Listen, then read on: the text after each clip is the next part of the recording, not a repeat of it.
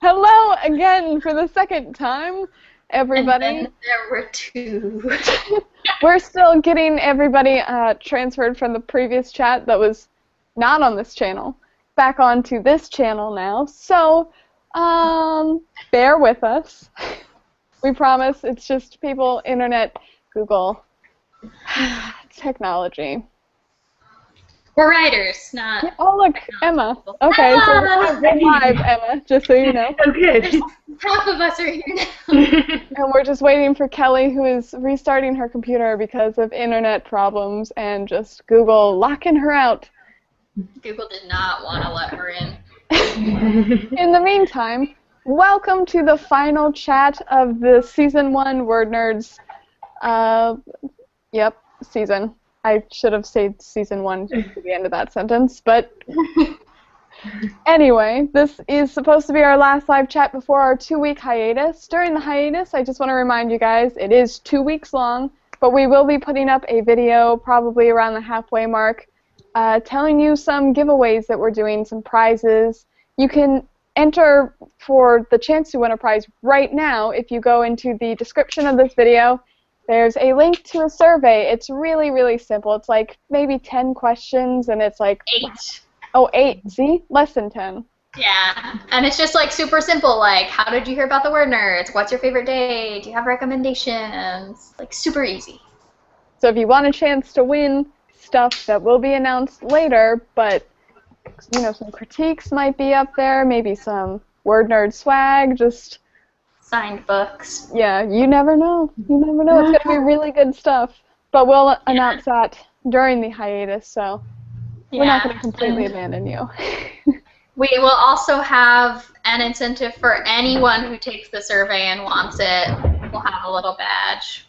We'll put it on the Twitter or something later so you can all see it. But there will be something for everyone who takes the survey, so do it, because we really, really, really want your input. Because these videos aren't for us anymore. They're for you! I hear Michael and the nuclear reactor exploding. Or the timer on our oven. I prefer to think it's the nuclear reactor. It's brownies. Oh my. I'll be right over. Yeah, we'll be there presently.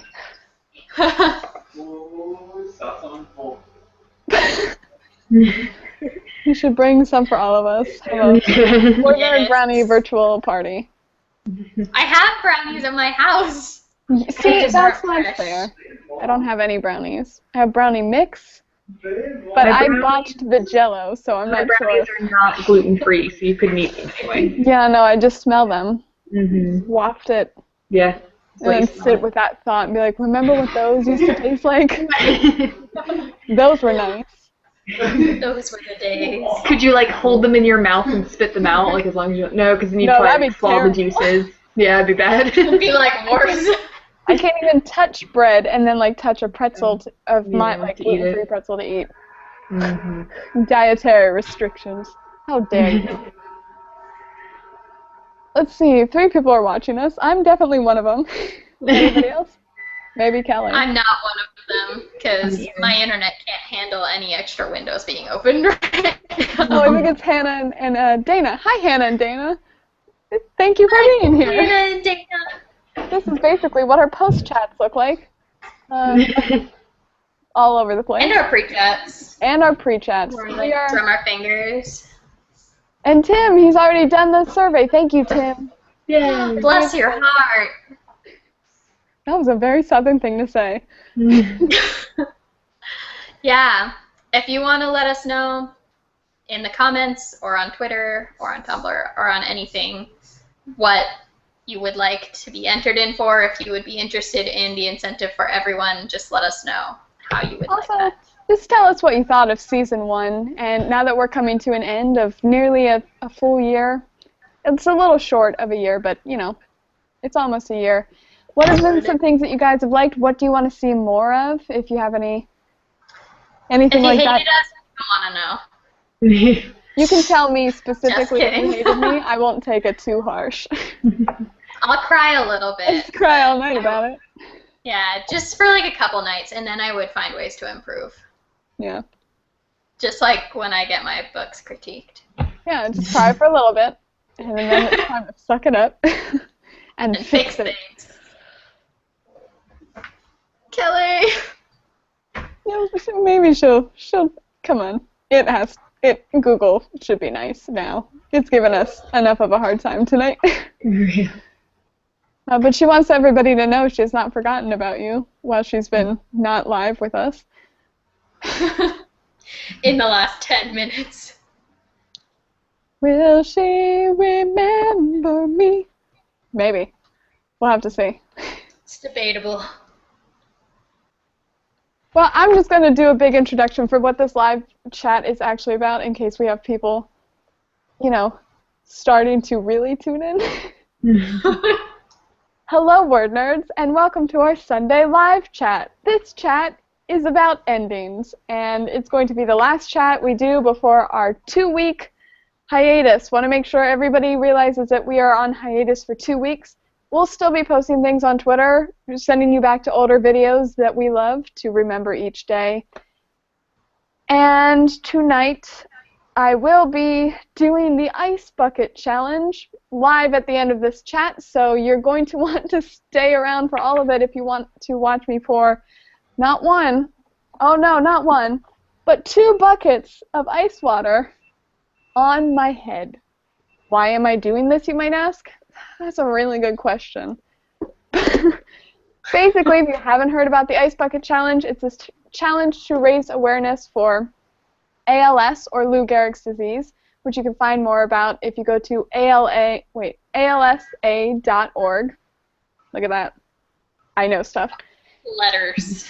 And if you get challenged by this, if you're nominated by someone who's done this challenge, you either have to pour a bucket of ice water on your head or donate, I think it's $100 to the charity within 24 hours. Now, being a college student who really can't afford books, I'm not going to be able to donate, but I want to raise awareness. So, of course, I'm going to pour a bucket of ice water over my head, and if you want to see it, and I think you do, stay with us. I mean, it's going to be an event. I'm just hoping there are no bugs in the bathroom, because that would add an entire new element to this challenge. Oh, Kelly says she's here in the comments. Maybe she's not able to get back in. I'm going to give her more. To the WordNerds account. And Dana's done the survey. Thank you, Dana.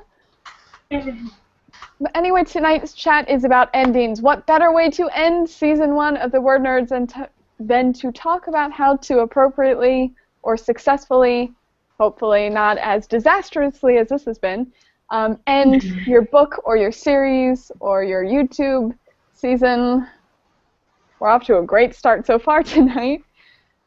If you guys have any questions about how to end anything, a chapter, whatever you want, leave it below and we'll make sure to get to it, because we have anything we'll talk about endings. And then I'll pour a bucket of ice water. Anything. So. It doesn't get much better than that. No, it really doesn't. What more could you ask for? Entertainment, knowledge, ice water. Nerds. Nerds. I just got a shower, too. Well. That was a poor choice. I mean, I had to think, what clothes am I okay being doused in water in, because I've got to wear clothes on the internet, apparently. Yeah. It's like YouTube's rules. It's usually advised. They're weird like that. They usually suggest it. Heyo. Oh, we're all It worked.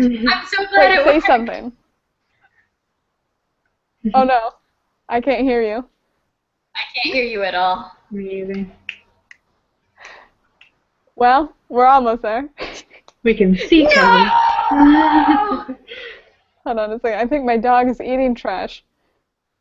This has been a great night.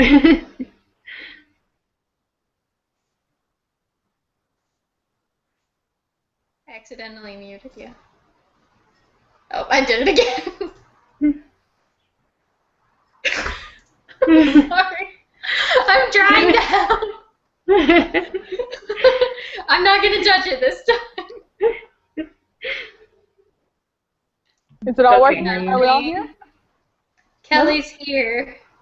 Do you know any sign language? Applause! Hanukkah, Christmas, Halloween. That's about it for me. Follow. Oh, wait, octopus. That's a good one. Don't. Spelling something. V, W, R. It's the alphabet. The whole alphabet. But I have no idea what you're spelling. All right. In case she figures it out, maybe we'll just start. Here we go. So ending. You should try logging out and back in though, because you were squeaky chipmunk before.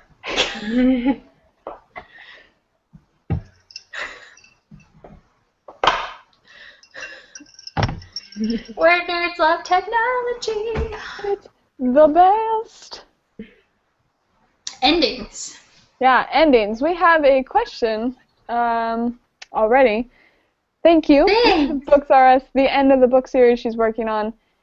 How to end a book series with a character death.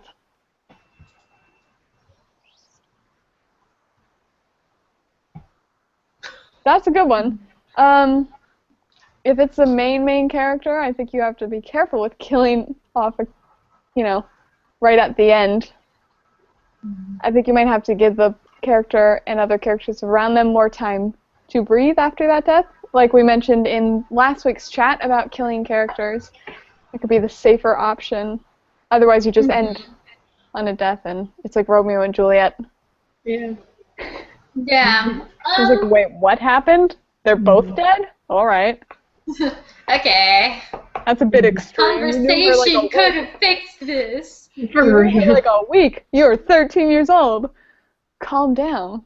And I think it's okay if it's just like a really brief, like, couple-page long epilogue that like addresses the fact that like something big just happened and its resonance with the story, I guess. But you definitely don't want to just dead the end. You don't want to end on the death.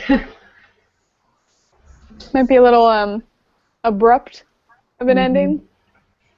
Especially if it's a character who's telling the point of view of the book. You don't want to run into like the book that was in The Fault in Our Stars. What was that called again? I cannot remember the name of it. Imperial Affliction. That's Kelly it. knew. She typed it for us. Thank you, Kelly. Yeah, Imperial Affliction. You don't want to run into a situation where it just ends mid-sentence because, you do kind of have a bit of a contract between the author and the reader where you promise to give them some kind of conclusion. Yeah. And usually, like, if a big character is dying, like, it's going to be kind of in the climax of the story, so there still needs to be story after it. Like, you need to have, like, the falling action and the resolution after it. Usually someone's not going to die, like, in the, like, falling action and resolution of your story, because that doesn't make sense. So they're probably going to be dying towards, like, the climax of the story, and so you need to have things after it. So next up, do or don't, ending on a big cliffhanger. What are our opinions on that? Thumbs up or thumbs down? Kelly can do that. I think I'm. If it's the end of the series. No.Ig down. If the book doesn't come out for 5 more years. But I think you can end on a cliffhanger that you want to make sure your story is told in one book, but you can have a cliffhanger to bring them back for the next one. Yeah, don't make it feel like the story ended halfway in the middle of it, because that's not good. You need to have a full, each book, even if it's a series, each book needs to be a full story. Like, it can't just be one big story over the series of books. Each book has to have its own story, too. Yeah, or as Kelly says, but cliffhangers are good, because they make people want to get the next book when it comes out, Yeah. Kelly just typed, she's communicating to us via text. She said it's great when you're marathoning an entire series, less so when you're reading as each book comes out, because it's painful. Because you have to wait so long, and you're like, you can't. I'm looking at you on Becoming of Mara Dyer. I'm looking at you. It's like I love it and hate it. Oh, go ahead. Like, if it's a cliffhanger on an already amazing book, it's going to propel me to want to get the next one as soon as it comes out. But if it's a cliffhanger on a book that I thought was just okay, then I'm just going to be like, screw you. Like, I don't want the next book. I'm angry at you. Kelly also made a good point. The point of a cliffhanger is to make you want to pick up the next book. So if the next book isn't there yet, it can be a bit much. We have some people just tuning in real quick. If you're just joining us, this is a chat about endings. There is a survey in the comments of the, not the comments, the information, the description, there we go, of this video. You can take it and you can be entered for a chance to win a number of prizes that we will announce later this week. Everybody who takes it will be winning a graphic from the WordNerds, like a badge from us. Also make sure to stay tuned through the end, because I will be taking the Ice Bucket Challenge. If you don't know what that is, you'll find out. It's exactly what it sounds like. If you do take the survey at any point during this, let us know in the comments or on Twitter. That way we can have a way to get your badge to you. So, do it.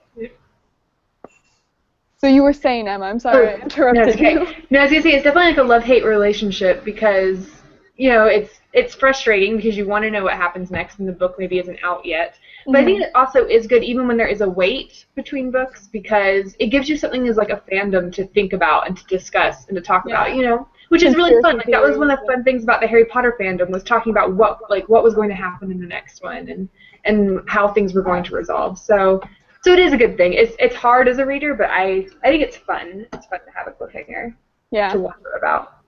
I agree, so long as the story is complete. Yeah, exactly. The story if you try and give me a cliffhanger when the story doesn't feel done, I'm just going to get really pissed. It needs to be a cliffhanger for what's going to happen in the next one, not a cliffhanger based on what happened in the first one.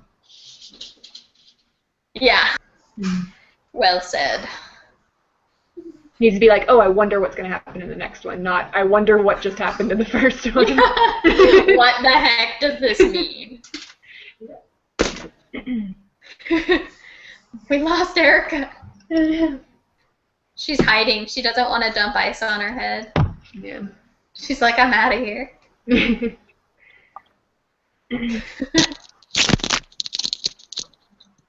Sorry about that. It's all good. We thought you had run away from the ice challenge. No, I'm the only one in this house, and this dog is he's blind and he's lost in this basement. Eating trash and stuffed animals. It's one of those nights, I think. Yeah. Were we in the middle of something, or are we on to a next question? We just finished up cliffhangers. All right. We've got a question from Dana. Are you a fan of happy endings, sad endings, or bittersweet? Any preference? Kelly says happy. Yeah. I'm a sucker for a bittersweet ending with a little more sweet than bitter. Yeah. Like Champion. I love the end of Champion. By Marie Lu. I won't spoil it, though, because it hasn't been out for super long.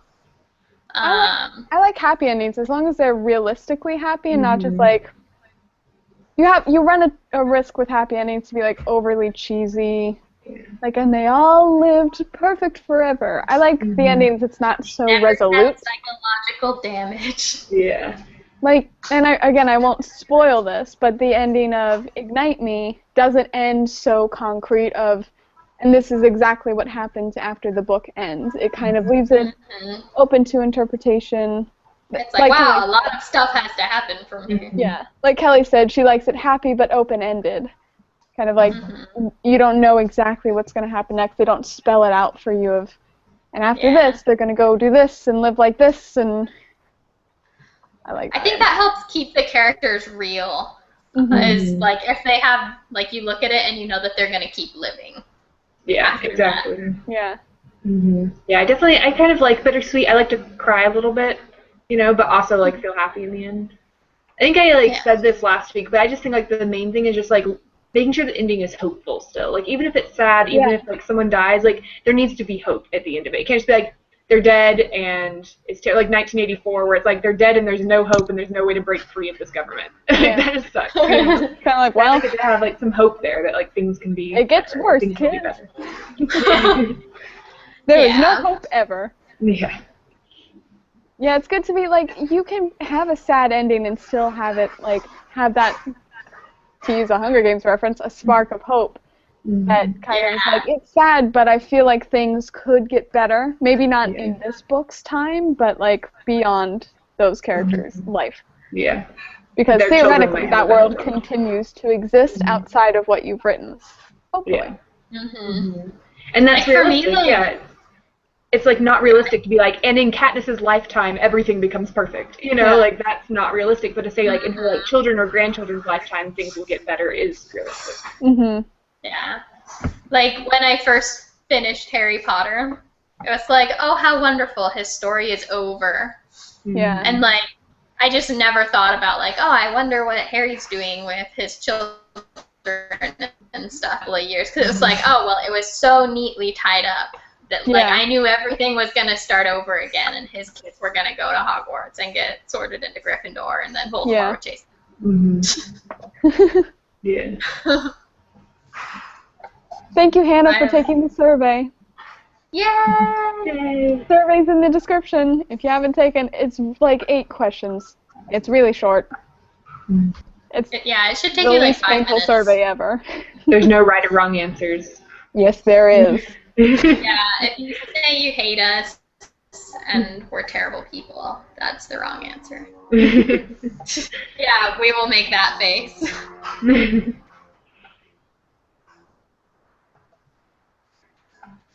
Let's see. Rose asked, is it hard to write a sad ending? Yeah. Yeah.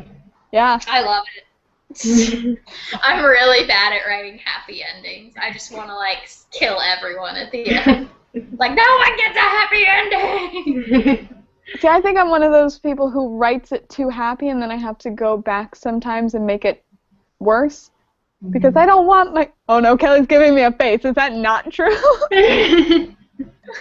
I guess not. Well, maybe you see the, like, roughed up version of it, though. Maybe I've already, like, gone back and hurt some... Yeah, I guess you have a point. I guess, I don't know. I feel like as authors we want to be nice to them, but we know that that's too easy to just be, like, and everybody ends up together and they're going to be happy forever and things will work itself out when maybe they won't so tidily. I know that some people have written not happily ever after endings. I've seen this on a lot of people. They get kind of comments about that and how they expected everything to suddenly change and get better. Or I know I've had comments about that for Madly Deeply. People have said that they expected a happily ever after ending, and some people liked that I didn't give that, and other people's were like, people's is what I just said. Other people were kind of like, well, it should have ended better. And I was like, oh, I'm quite happy with it. So. Yeah, I think you'll never be able to please any reader. Yeah. It's like some people want the main characters to die, and some people never want any character to die. Yeah. Yeah. I'm going to be, like, sad if Happily Ever After is so easily pieced together, but I know, like, my sister is, like, really sad if it's not Happily Ever After. Yeah. Kelly said, it's a thing I see a lot on romance titles coming through NetGalley. Some authors actually note that their book has a happily ever after or HEA ending in the blurb because readers only want to read the book if there's an HEA ending. For real? Like, it's cool. It's cool if that's all you want. If all you want to read is happy. It's kind of weird they put that in the blurb, but like if you only like happy books, like that's fine. That's your thing. But I think as a writer, like you have to realize you're not going to please everyone with your ending, and you just have to write the ending that's true to your story.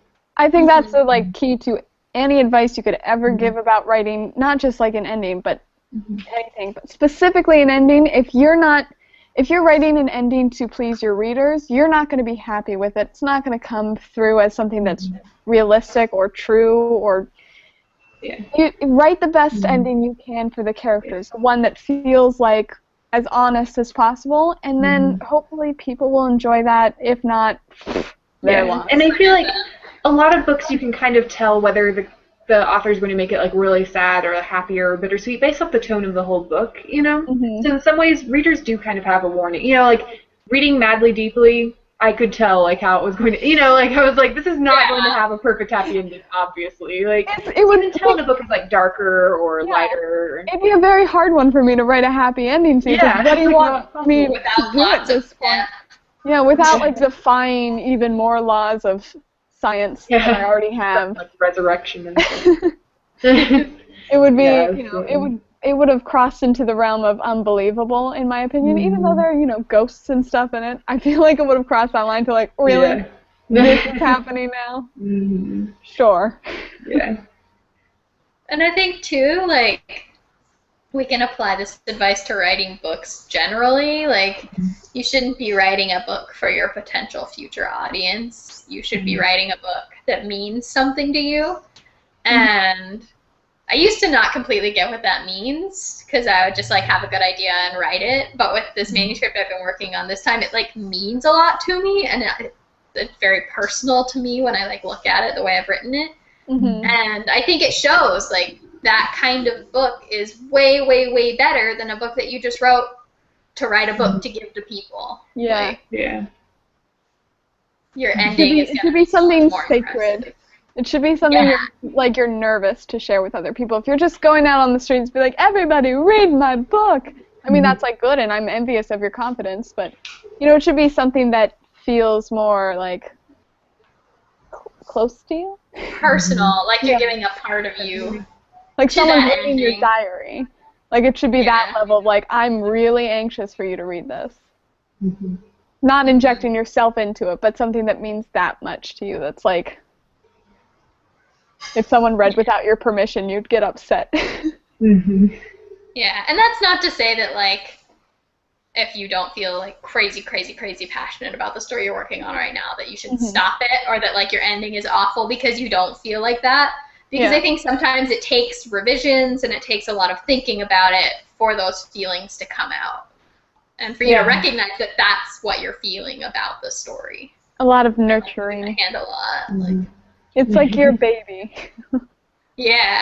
While you're writing it, you're just upset. This thing needs to just come out already. And then, like, it's finished, and you're like, it's beautiful. Nobody break it. Don't hurt it. Don't touch it. Get out.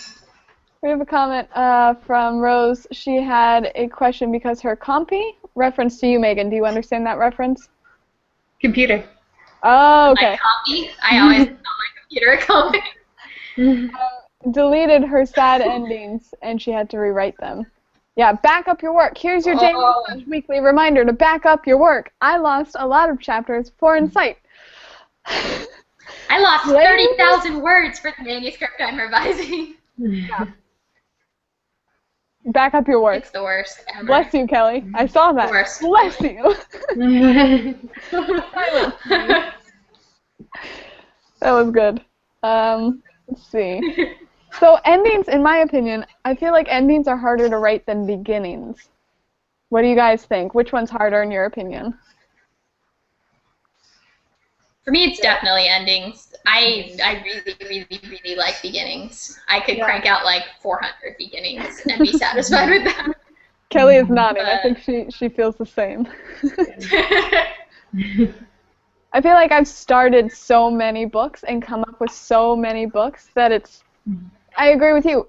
Beginnings are exciting to write because you're like invigorated about this idea and you're going to do it. It's going to be great and this is what it's going to be about, and you know it's the best thing ever. And sometimes by the end you might be really tired of the book, but also I feel like this extreme pressure is put on the end of the book.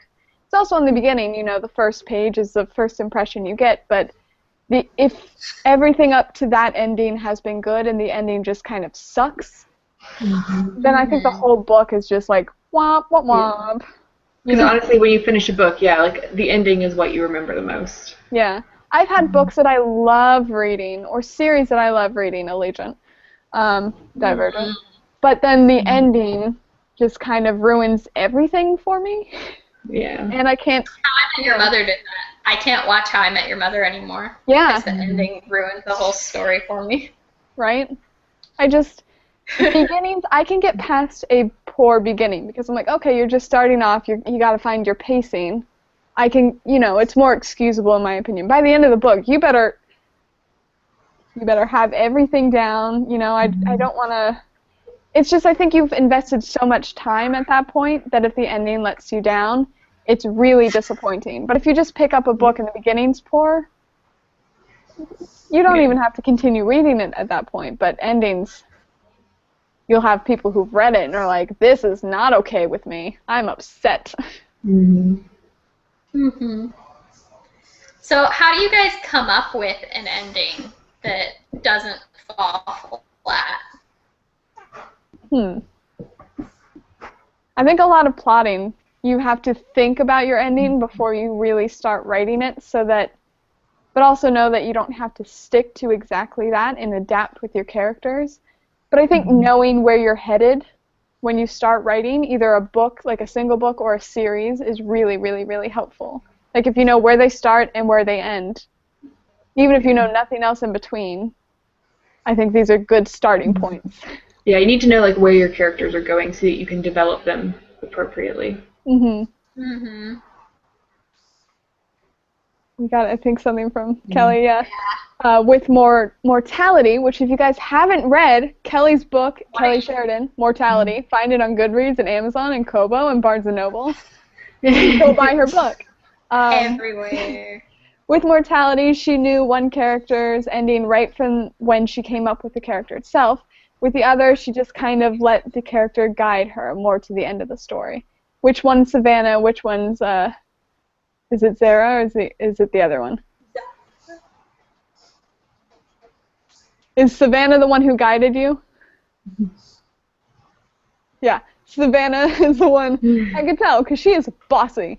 Yeah, she's really I could tell bossy. writing her would be a difficult. I remember. So yeah, I think that's also, have a basic idea, but don't be so rigid in it that you don't allow for any kind of compromise with your character, because then you end up with something that feels not true at the end, because the character might have taken a different path in the middle, but then it goes back to like what they were at the beginning. Yeah.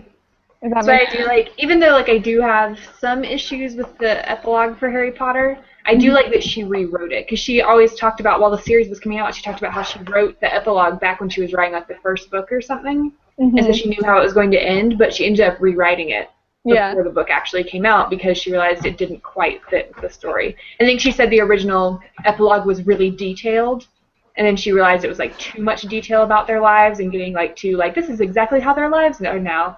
But like she ended up rewriting it to make it a little bit more like you were just kind of observing them kind of thing. Your visions are beautiful. Kelly said, with Duality, if she kept letting Savannah guide her 100%, she would have probably just slept for all of book 2. Wouldn't we all? Yeah. We've got a question from Rose. What was your favorite sad ending, and what book was it in? For me, this is, I think, a sad ending. It's one of those bittersweet, happy, but also really sad because I cried. Clockwork Princess made me cry. Also, Book Thief. Can we just... And The Fault in Our Stars. I think those are my top 3. I would definitely say The Book Thief, and I really like Codename Verity. That one's really great. Yes, Really Codename Verity. You have to. We'd love it. Is that a series or a standalone?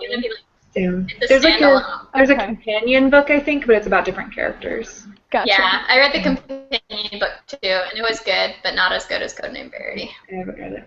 So on the flip side, what is our favorite Happily Ever After ending?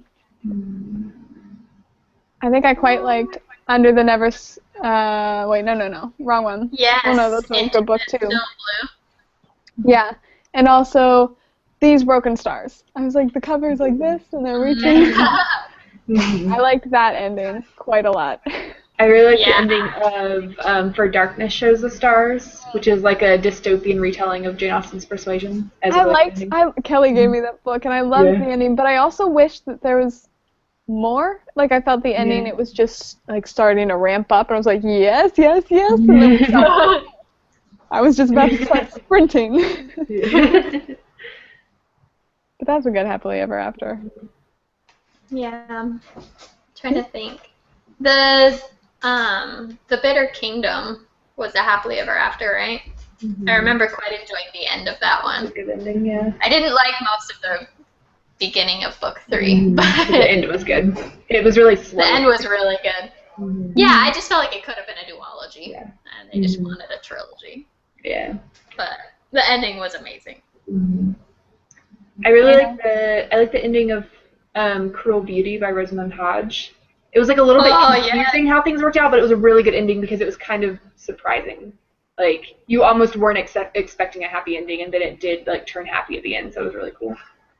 Yes. If you haven't read, just go to your library right now. Park outside your library. And wait till they open tomorrow morning. And get Cruel Beauty. Dana said, I love Mortality and Duality. Yeah, so do I. Go buy it. Everybody go buy Kelly's books. Kelly should. Yes. That's Kellie.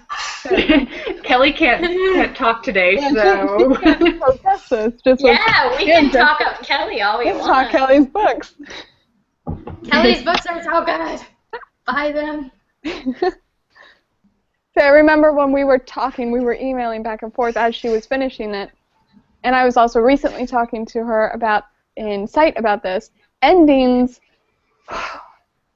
are hard to write for a series. It's hard to write for a book, but when you have an entire series to kind of wrap up, you want to make sure that any loose thread is at least like kind of tied. It doesn't have to be double knotted and, perfect, but you have to make sure that anything that you had going through the book has some kind of resolution. And you also have people expecting certain things from the end of the book, so let's talk about endings and expectations and that. Nice and eloquent. Because I feel like I know I have certain expectations from book endings. Like Divergent, the reason I was so upset with Allegiant was because I did have certain ideas of what should have been resolved in the book, and I didn't feel like I got those. Yeah, definitely. Hannah has another really good related question, which is, what was the most surprising ending that you didn't see coming? And this is going to make me sound so lame and so out of the loop, but I had no clue what was coming with Allegiant. Like, I can't believe I didn't see it coming. But I was sitting there, I was like, what? Is this about to happen? You were like the only one of us who didn't get spoiled for it. Yeah. I don't know how this happened, but I had no clue. And my mom's reading it right now, and she has no clue, so maybe it runs in my family. But she called me on the phone because I've been having her tell me her predictions, and she's like, Triss and 4 aren't related, are they?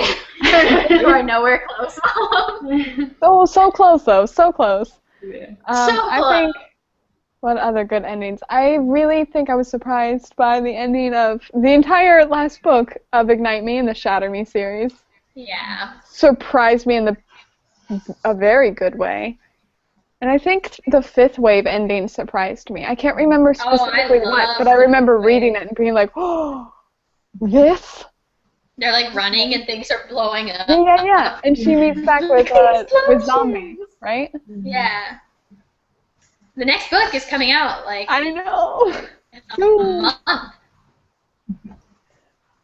Soon I will have it. Do you know how many books are supposed to be in that series? Is it just 3? I have no idea. I just know as soon as I finished it, I looked to make sure there was another one. Yeah. Off topic. Oh, here's another ending that people are disappointed with. Breaking Dawn. Which I don't even know where to start on that one. Yeah. Yeah. For me, Breaking Dawn was one book too long. Like, Yeah. it's an 800-page book. It would have been 300 pages. Mm-hmm. We didn't need Jacob's point of view. Exactly. She's like, No. we have to have Jacob's point of view because Bella's not doing anything. I'm like, exactly. Bella's not doing anything. We don't need this part of the story. Yeah. You just We don't care. Characters are cut just it out. worrying about her the whole time. I also kind of like wanted them to stop, or wanted Stephanie Meyer specifically, because she was the one writing it, to stop at Eclipse. Because At I a do what? not like stop at Eclipse, book 3, instead of going on to Breaking Dawn, because Like, cut off. Yeah. oh so, Yeah. I guess the only problem was that she still had to like resolve the whole Valtteri thing. yeah. That was like the only reason there was a 4th book. Bad reason. That's my feeling on For it. a 4th book. Yeah. There's a lot I think happening in people's that book. big. Yeah. I think the hugest problem people had with the end of Breaking Dawn was that the main conflict was something that was resolved with a 15-minute long conversation. Yeah. And you can't have the crux of your series be a 15-minute long conversation. It's just not satisfying. Yeah. I wanted to see Carlisle's head ripped off. Somebody. Yeah. At least the movie gave me that much. I think, besides the writing, I think my hugest problem with Breaking Dawn was that Bella completely lost. And she didn't have much of a character to begin with, if you know what I mean. She was kind of like a beige character who absorbed characters around her. But what she did have was her opinion on marriage and children. And in an instant, all of those were thrown out of the window, like, on a 180, it felt like, so quickly. And I understand changing your opinion on things like that, growth, but I think it was because it was so instant that it bothered me. I could see that, yeah. And then everything else that is typically criticized in the book, I also had a problem with. Yeah. Yeah. Let's see, Hannah said she thinks people dislike the ending because it's so anticlimactic. It ramps up to the Volturi confrontation, and then it's like, all right, never mind, we'll just talk it out. Just have a little powwow. It'll, if you just talk about things, sometimes it does resolve it. I feel like in the middle of a vampire war, Yeah. it might be a bit much. It kind of goes to the whole like genre Not expectations, and you have to know what like the expectations are in the genre you're writing in. Because it's a vampire book, and no one gets their head ripped off in the climax. You know, Yeah. Nobody even really like dies at all in that book. You expect like blood and gore and death and killing things and ripping heads off in a vampire book, and that doesn't happen. Nope. At least with the secondary characters, you know, someone should die. Somebody. If you want to watch more about our chats about killing characters, last week we actually did like a really long chat about it. It was full of spoilers, but don't worry, we wore spoiler mustaches, so. And it was mostly books that have been out for a little while. Yeah, We didn't there's do very many nothing recent things. Mhm.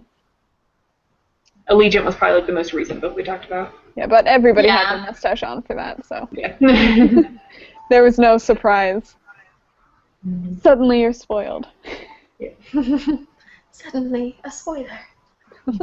A wild spoiler appears. The later it gets, the more nervous I am about this ice bucket challenge. If you're just joining us, welcome to our chat about endings. I will be pouring a bucket of ice water over my head once this concludes. Stick around, won't you? Oh no. It's gonna be awesome. It'll be something. It'll be awesome for us. That is probably true. I'll have to take off my headphones so I don't shock myself. Also, make sure to fill out the questionnaire in the description of this video. It's 8 questions long. It's just about Season 1 of WordNerds, what you've enjoyed. It's really just, we want your opinion on what's been working for you guys, what hasn't, what you want to see next season. And we're going to look through all of those during the 2-week hiatus that we will begin starting tomorrow. And we will announce some prizes we're giving away over the hiatus come next Sunday in a video. So we've got a lot of things on the burner for that. Nothing like 100% nailed down, but there might be some critiques, maybe a signed book, some swag. Who knows? Yes. And take the survey. You get a free badge no matter what if you take the survey. So do it. Do it. Do that, and also buy Kelly Sheridan's books. Kelly Sheridan, Kellie Sheridan. Yeah. I'm going to promote you today. Marketing, look at me go.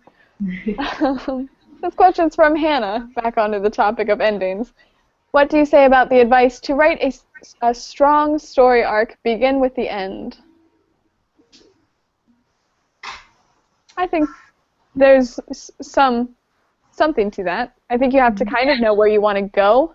Otherwise, you'll be writing it and suddenly you're here and you're like, well, that's the end, I guess. Mm-hmm. Yeah, at least you have at least an idea of the end, where it's going. Yeah, you might not necessarily need an exact plot end. I know my plot endings, they always kind of shift a little bit in revisions, but it is really, really crucial for me to understand where I want my character to end as far as their character arc goes. So, like, in my work in progress now, the character's a total brat, and she's, like, really selfish and only cares about freedom as she's defined it. And so by the end of the book, I wanted her to have this understanding that freedom would be being with her family, no matter what the situation is. And so from understanding that, I was able to take her from point A to point B and know what things needed to happen to her to get her there. Yeah. I think also when you're figuring out an ending and you kind of think about where your main character is going to end, think about the other characters and their ending. Give at least some thought to secondary characters, because I know a lot of times their endings feel neglected to me. Like, I'm like, great, I know what happens with this people. Great, grammar is on point tonight. I know. I'm nervous about the ice bucket challenge. I know what happens with this character, but like all of these characters are still, like, if something was happening with them that you talked about in the book, you have to have some kind of resolution or something. Do you know what I mean? Like, don't leave them hanging. They're people too.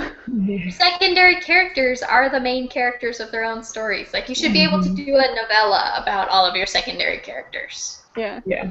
It's like at the end of the book, I should know, like, where all the characters are, at least. Even if they left halfway through, I should know that they left halfway, you know. Yeah. Yeah. I should know something about them. Booksaurus has an off-topic question. Did I lose a bet? No, I did not. I guess the Ice Bucket Challenge is to raise awareness, pronunciation, about Lou Gehrig's disease. Are you paying attention? Lou Gehrig's disease. Go to alsa.org to find out more. Or to stay around or watch me pour ice over my head. And now a real question from Tim. What do you guys think about alluding to the ending through the book, i.e. dropping hints of what the ending could be but not giving details, as opposed to leaving the reader blind to what happens until it comes upon them?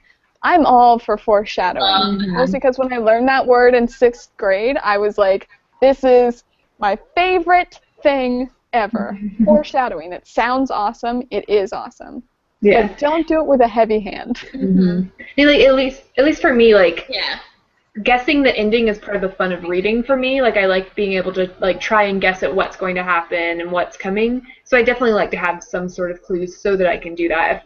Like, it's frustrating when I'm reading a book and I'm like, I have no idea where this is going. Yeah. Like, that can be really annoying to me. I like to be able to guess. Kelly said she loves being able to look back and spot clues that she didn't initially recognize for what they were. I think that's done, like, when you drop hints and it's not so obvious and it's just kind of like, here's a clue that you don't know might be a clue, and then reading back you're like, I should have known. That's how I feel now when I, like, reread Harry Potter. I'm like, how did I not figure this out? Like, there's so many clues.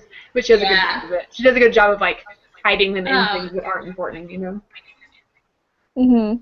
Yeah, my husband, when he was reading the 4th Harry Potter book, spoilers for The Goblet of Fire, if you haven't read that yet. If you haven't read a book that came out in, like, 2003 or something. Spoiler earlier alert. than Yeah, that. he's reading it for the first time ever. And I love to hear people's predictions when they're reading books that I've already read. And so he's like, I don't know who to trust. I don't trust anyone except for Mad Eye Moody. I trust that guy. And he's the only one he trusted. Yeah, And then, like, going back through the book, he was like, oh, how did I not see that? Like, That was actually my biggest issue with the fourth movie, is that they made it, they were too heavy-handed with that. Yeah, with him doing the tongue thing. Like, we were, like, 30 minutes into the movie, and my dad was like, oh, he's, like, totally the other guy in disguise. And I was like, they ruined it, because, like, you have no idea in the book that that's coming. Yeah, he is, like, the one person you trust in the book, you know? Yeah. By the way, Hannah Davies just bought Kelly's book because it was so well advertised. If you haven't bought Kelly's book yet, Mortality. Kelly Sheridan. Kellie Sheridan. Mortality Duality. You like zombies? You like Alice in Wonderland? That's a different series, but she wrote books about that too. They're great fun. Did she freeze or is she? She's just stoic about it. No, I can see her. Oh, there she is. She's making faces. She's giving me the face. Hi, Kelly. I also have a question, again from Hannah. I'm writing a modern retelling of King Arthur Legends. How do you recommend I approach an ending that a lot of people will see coming? That's a good one, since if you're doing a retelling... Well, Kelly made a face, and oh, that's a good question face. That's a wild dog appears. That's something I have to work on too, because I'm going through Robin Hood retellings, and I want to kind of add a different twist on an ending that people expect. So, how do you do that? Any advice? I'll be listening. It's a very good question. Yeah. Like, I don't know specifically how to do it, but I feel like, because I've read a lot of retellings, and I think one of the big things is you have to somehow make the reader's question that you're going to have it end like the traditional story does. I feel like that's when it's a really good retelling for me, is when I'm reading it and I know how the original story ends, but I'm questioning if that's actually going to happen. That's a good point. Some retellings I read and I'm like, oh yeah, this is definitely going to have the same ending. It's going to be happy or it's going to be sad or whatever the original ending is. But I really like ones where I'm questioning, like, are they actually going to do the original ending or are they making it their own? And then I get worried, you know, like, are they changing it or... Kelly maybe just seconded that. Like King Arthur, maybe I'm like happy that they're changing it, but... Yeah. Kelly seconded that opinion. She was going to say sometimes it's okay to go with the ending people expect, but okay, Emma's just saying that. Yeah, I think that's a good point, because if it's a retelling, like I'm still reading through the series of Cinder, which is kind of a retelling of Cinderella, obviously. I was worried when I read book one, and I haven't read anything else yet, but when I read book one, I was like, is this going to end the same way? Because there was enough of a twist to it and enough things that were different and unexpected that I wasn't entirely sure. Like, I could... The milestones, I knew, like, oh, she's going to the ball now in the pumpkin, and it's following this. But I was still like, is this going to happen? Is the prince going to find her? And what will happen? One of the books that I thought did this really well also was Tiger Lily by Jodi Lynn Anderson. By focusing on secondary characters that you don't hear as much about in Peter Pan, like adding a serial killer tone to Mr. Smee. It put like a new spin on it, even though the story stayed almost exactly true to the original Peter Pan thing. Putting that different perspective helped a lot, and making the characters have motives that are different from what you thought they were when you read the original story. Yeah, it's almost kind of like Wicked, when it's going back and telling, you know, the story of a different character. They might do the same things, but maybe why you thought they did them is different than why they actually did them. Wicked spoiler here, but like, she melts, but really it's like a magic trick to get her so that she can run away with the love interest. Kelly also said, you can keep the original ending, but add in elements that are unique to the world you've built. It's like we've been saying. If there's enough small things that are different or unexpected, it'll at least keep the readers on their seat of like, is this still going to end the way I think? If this was wrong in my head, and I thought it was this way, but it's actually this way from this character. Maybe the ending is going to be something. Yeah.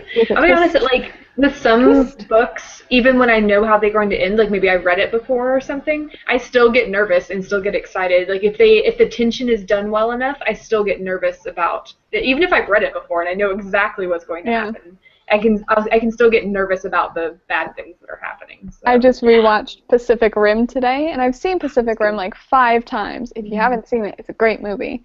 But I was watching it again, and my dad was watching it for the first time, and I'm sitting there on edge. I'm like, what's gonna happen? And I know what's gonna happen, but I still had that like, are they gonna make it? Is everybody gonna be okay? Yeah. I think it's just because if it's really well done, the expected isn't necessarily a bad thing. It's only an expected boring thing if it's just like everything is exactly as the original was. Nothing's changed. Nothing's tense. Yeah.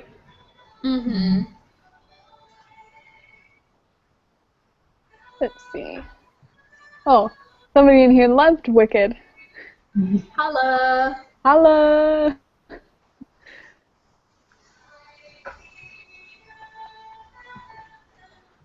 Again, if you're just here, make sure you've answered the survey in our description. You will win a WordNerd badge. Let us know in the comments that you've answered the survey, and we will get in contact with you about, you get like a WordNerd badge. A little cool. Put it on your blog. Yeah. Or you're like, I'm a WordNerd. How cool is that? 5 surveys filled out so far. And you have 2 whole weeks to fill it out. So that's a lot of time to think about how you heard about the WordNerds and what your favorite day is. And what you want us to do. What do you want us to do in the future? Yeah. You control our fate. Yeah. And we'll take your suggestions. Yeah, we take your recommendations like really, really seriously. That's why we've done almost all of the Sunday special recommendations people have given to us. Because honestly, we start to run out of ideas sometimes. And we need your recommendations. One of them, we might talk about bagged milk from Canada. We should do our cultural differences. AKA bagged milk. Yeah, I just want to see bagged milk on camera. Because I don't believe it exists. Just like Canada. I don't believe it exists. I don't believe it exists either. I feel like you get to a certain point of the United States, and it's just a giant void. And then it's like the North Pole. It's just like Montana, and then the North Pole. Kelly, we don't think you're a real person, is what we're saying. All of our imaginations. Kelly can't speak right now, so she can't say that she's... She can't live in Canada right now. Say something if you're a real person, Kelly. Oh no! Not a real person. She's silent. Nothing. Confirmed. This is one great delusion. A group delusion we're all having together. Bonding! There's something I was actually going to say that was not related to bagged milk or Canada. Was it related to our topic? Well, it was related to our 2-week hiatus. We won't completely abandon you. We'll still throw up whatever day it is. We'll throw up a video from the first season that you can rewatch. Some of our favorites we'll share. Some classics. Some fun stuff. Yeah, like my Hercules video that I'm still very excited about. I should watch Hercules tonight. I'm going to watch Hercules tonight. Done and done. And we'll be putting a video Sunday about the prizes we're giving away. Because we're still determining amazing stuff. Critiques, signed books, others, and the rest. Yeah. It's going to be good. I have an arc, too, that if I finish reading it, I can give that away. Oh, Kelly's comment says she's real, but robots can also comment, and I'm not sure they're entirely real, so I'm even more suspicious now. Sounds like exactly the kind of thing a hologram would say. Yeah, sounds just like a thing a robot would say. Excuse me, you want me to answer Kapasha, whatever it's called, to prove I'm not a robot? A bunch of randomized numbers and letters? Isn't that exactly something a robot would do? I don't trust you. Hannah asked, did we already do a chat on diversity in YA? I forgot to add it to my survey. We did. I think that was last fall. No. Yeah. Was it? been a while. It was a long, long time ago. So Yeah, I think it was right around the time Catching Fire came out, because I think it was like either right before that or right after it. Yeah. So it's been a super long time. Yeah, here's the good news. During the 2-week hiatus, you guys can go through and watch all of our Sunday specials. By the time you finish, we'll be back. It's pretty good. I'm so sick of seeing our faces. You won't want to watch anymore. Or will you? No, but just because we did like one Sunday special doesn't mean we won't ever touch on that topic again, because we have a lot more subscribers now than we did when we did that chat. And there's Also, always more to talk about. Thoughts and And we're opinions can probably always getting more change, so it's always good to revisit things. Kelly says, and we plan to be here for a long time. That's exactly something a robot would say. Because robots never die. You are just throwing up red flags everywhere. Yeah, so we're probably going to redo chats we've done before because we have more things to say about them. We're probably more coherent. We're learning still, so we keep coming up with new advice and ideas and suggestions to give. So tell us what you want to see, and we will give it to you. Sometimes I feel like the more I talk about writing, like the less I actually know about it. Because you realize there's so much out there. Yeah, like I was talking in one of my videos a couple weeks ago. I was like, one of my pet peeves is when people say, I let out a breath I didn't know I was holding. And then this week I was looking at my Wattpad story, and I say it in my Wattpad story. I think we've all said it at one point, or multiple points. Well, that's the thing. Writing, you only, hopefully, will continue to get better. Like, when I wrote Ignite, I thought that was really good at the time. And now reading it, I'm like, I can do so much better than this. So my other books are getting better. And as you keep writing, it gets better and better because you're learning and you're advising, giving and taking. Advising is now a word. Yes. So we've been going for like an hour. Do we have other questions? How about this? I'll let you guys field any more questions. I'm going to go set up the Ice Bucket Challenge. And, the Ice Bucket. So I'm going to mute my computer and move it into the bathroom. The room I've always wanted to see. Yeah. Well, it is the dirtiest of all of our bathrooms, so you're in luck. Yes, even better. So I will see you on the other side, and by on the other side, I mean I'll unmute you when it's about time to go, and you can just watch me fill up water. Oh God, this is a mistake, isn't it? Oh man, there she goes.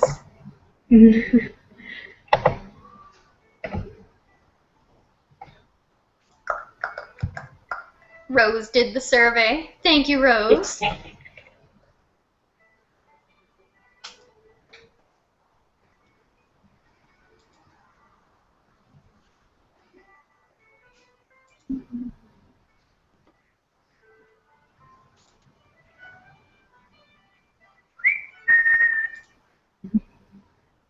I'm like totally distracted by like Erica's bathroom. Oh, I just noticed this comment that I'm going to comment on, because I've seen this go around the internet a lot. Hannah had said how she read the other day about how Nagini was actually the snake Harry released from the zoo in the first book. That's actually not true. J.K. Rowling never said that. And they are different kinds of snakes. So, just so everyone knows, because I see that on the internet all the time, it's actually not true. Yeah. I was always wondering if that was for real. Yeah, it's not actually true, because, yeah, one snake is a... I can't remember. They're different kinds of snakes. I remember that much. And also, like, Voldemort had Nagini for longer than that, I believe. Yes. There you go. Harry Potter facts. Myth debunking. Also, I guess bagged milk exists in the UK. I know, I saw that. We have another witness. So maybe Kelly exists. Maybe. Maybe. That's only if the UK also exists.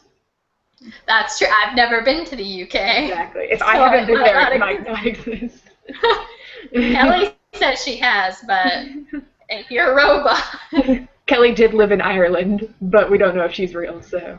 Yeah, I've never been to Ireland. Oh, I have been to Ireland. Ireland exists. I've been there to the airport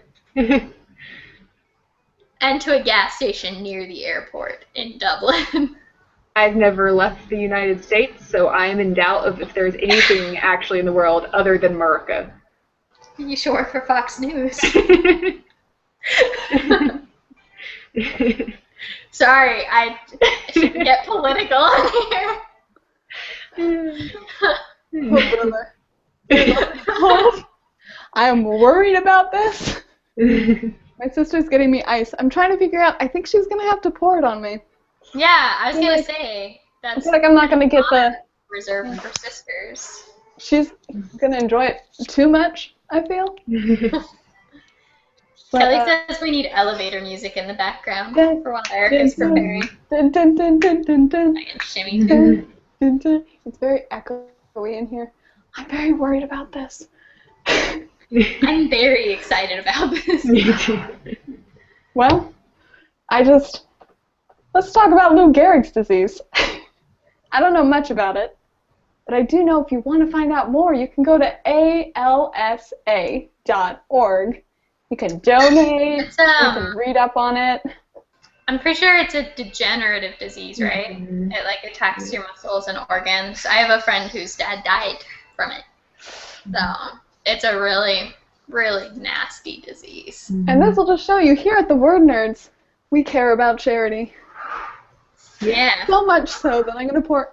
You know what I'm most worried about? I'm worried about the ice hitting my head and it hurting. What if I'm concussed because of that? I could be concussed.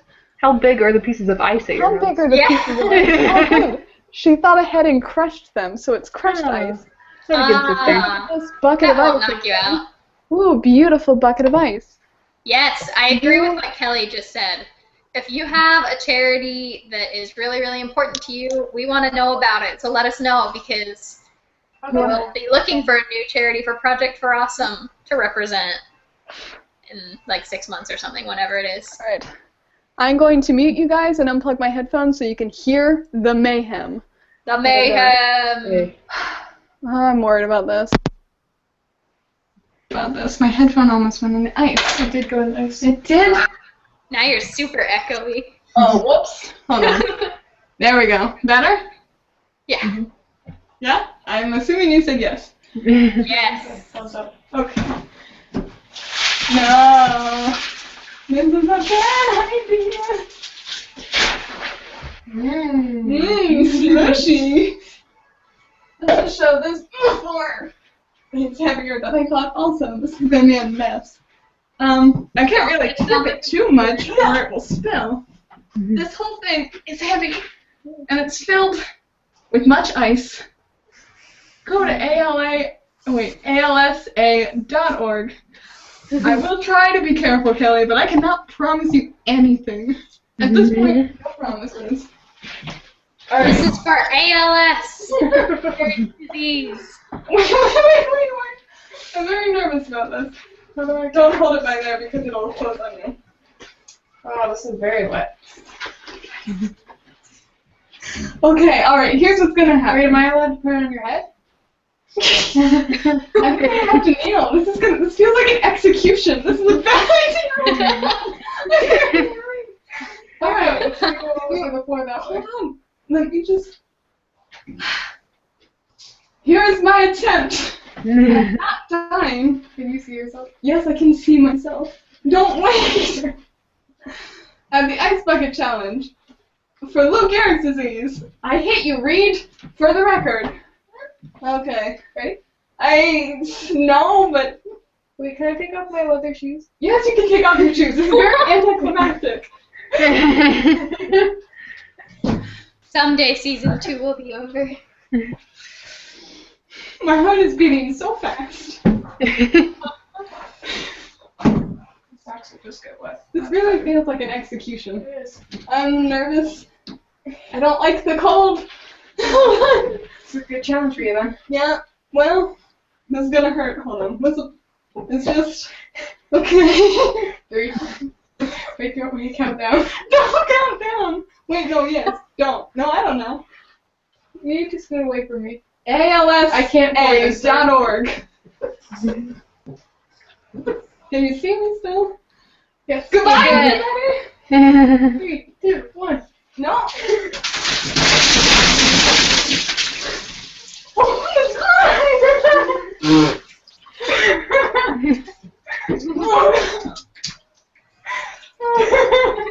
no. That was much colder than I thought it would be. For charity.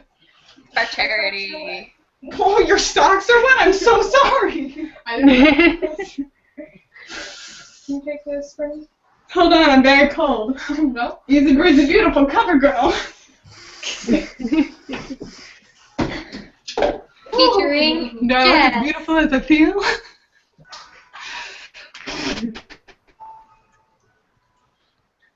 Hold on. Headphones. Oh, he's eating the ice. Great. Well, so that happened.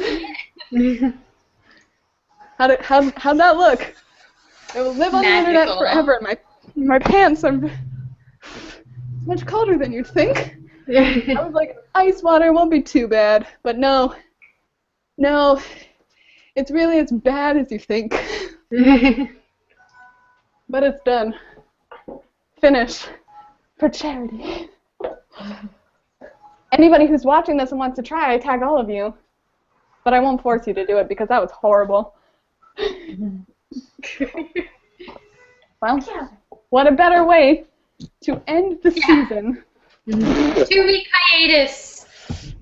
But check in, because we'll be posting things, and there will be giveaways, and awesomeness, maybe secret videos, who knows. Anything could happen.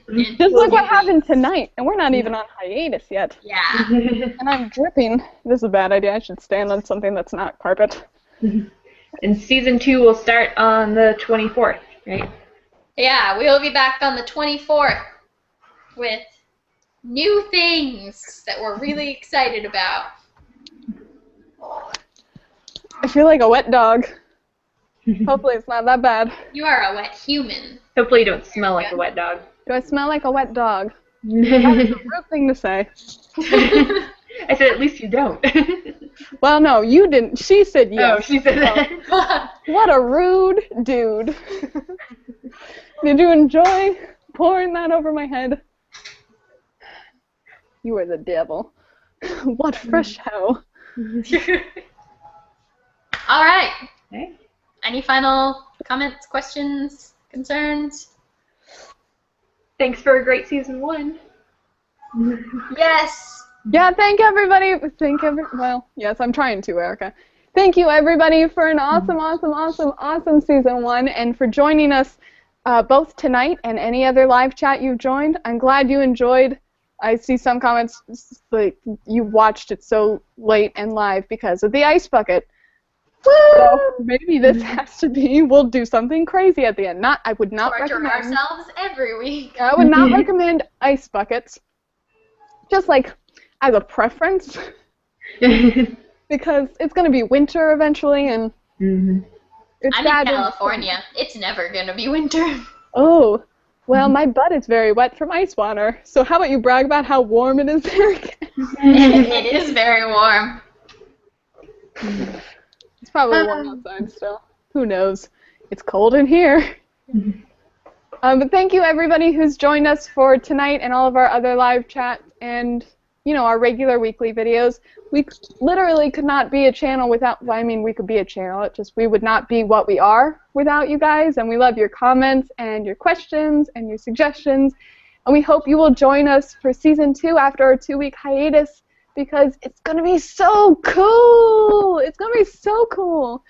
So I'm guessing we're going to just wrap it up here so I don't die of hypothermia on Google Live Hangouts. That'd be really awkward and sad. So we love you, nerds, and we will see you in 2 weeks. Make sure to fill out the survey if you haven't done so already. Goodbye. I've got to go dry off now. Bye. Bye. Bye.